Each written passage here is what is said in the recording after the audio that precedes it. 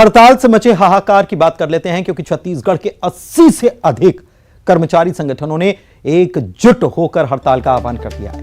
इसके चलते प्रदेश भर के सरकारी दफ्तर और सरकारी स्कूलों में 25 जुलाई से लेकर 29 जुलाई तक कामकाज ठप रहने की आशंका है। राज्य के कर्मचारी केंद्रीय कर्मचारियों के समान महंगाई भत्ता और एचआरए यानी कि मकान किराया भत्ता की मांग कर रहे हैं। अभी केंद्र सरकार के कर्मचारियों को 34% महंगाई भत्ता दिया जाता है। कर्मचारियों की इस हड़ताल के कारण कई जरूरी काम बाधित हो सकते हैं।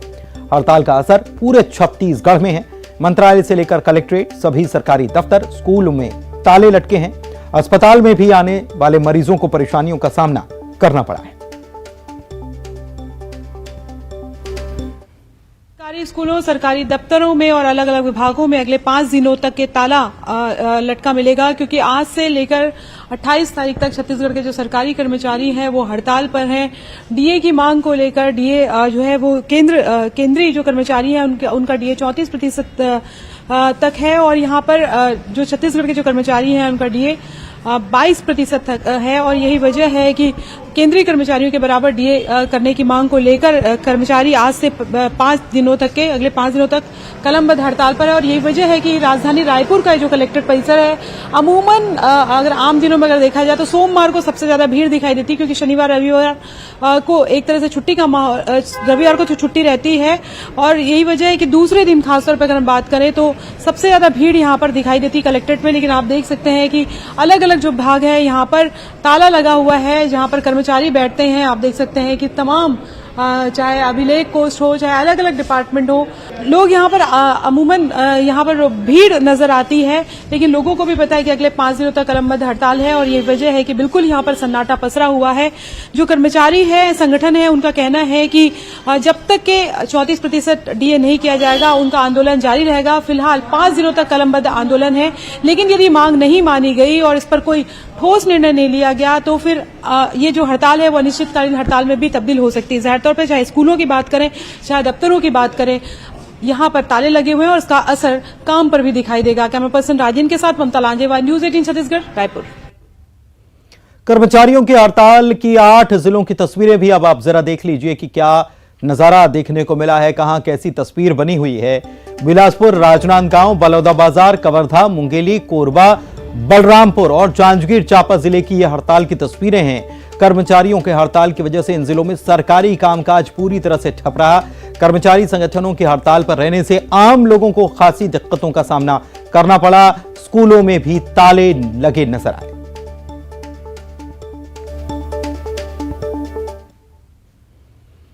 राज्यपाल अनुसुईया उइके का 3 साल 29 जुलाई को पूरा होने जा रहा है। उन्होंने कहा है कि इन 3 सालों के दौरान कई काम करने थे, लेकिन 2 साल कोरोना की वजह से वो काम नहीं कर पाई।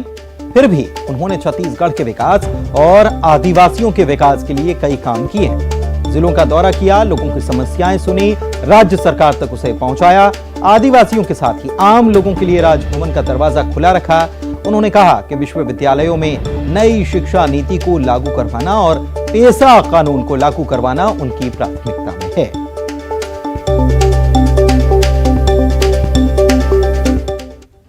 तीन साल का ये कार्यकाल मेरा 29 जुलाई को पूरा हो रहा है, और इन 3 सालों में अगर देखा जाए तो 1.5 या 2 साल के बीच हम कोरोना जैसे संक्रामक संकट से गुजरे हैं। और इस बीच पूरा देश और दुनिया में ये समस्या तो आई है जिसकी कल्पना भी नहीं की जा सकती है। लेकिन फिर भी मैं समझती हूँ कि इस 3 सालों में अगर देखा जाए तो जितना मैं एक अपेक्षा से मुझे दायित्व मिला था, अभी उतना मैं पूरा नहीं कर पाई हूँ। और आगे भविष्य में इसके लिए मैंने करने का सोचा है कि जो चीज़ वहाँ की आवश्यकता है, वहाँ के लोगों की जो समस्या है उसका समाधान करने का प्रयास करूँगी। फिर भी मैंने 3 साल में काफ़ी कुछ आदिवासी बहुल जिलों का दौरा किया, चाहे बस्तर संभाग का दौरा हो या सरगुजा का, और वहाँ पर विभिन्न कार्यक्रमों में गई। हजारों की संख्या में मैंने आदिवासी समाज के वर्ग के लोगों से मुलाकात की, उनकी समस्या सुनी और कोशिश की कि उनका समाधान हो। ये कोशिश होगा कि अभी तक विश्वविद्यालयों में शिक्षा नीति जो राष्ट्रीय शिक्षा नीति अभी नहीं लागू हुई है, जल्दी से जल्दी वो लागू हो जाए तो इससे आने वाले युवा वर्ग को इसका लाभ होगा, क्योंकि ये शिक्षा नीति से बहुत सारी जगह और अन्य प्रदेशों में तो लागू हो गई, हमारे छत्तीसगढ़ में नहीं हुई है। ये मेरा अपना प्रयास रहेगा।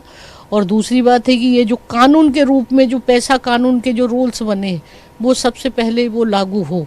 और भी अनेक इस तरह के समस्या है, उसके लिए मैं देखूंगी आने वाले समय में मैं जिलों का दौरा भी करूंगी और सारे समीक्षा करूंगी कि लोगों की जो केंद्र की और राज्य सरकार की जो योजना है उन तक पहुंचे, उसका सही इम्प्लीमेंटेशन हो।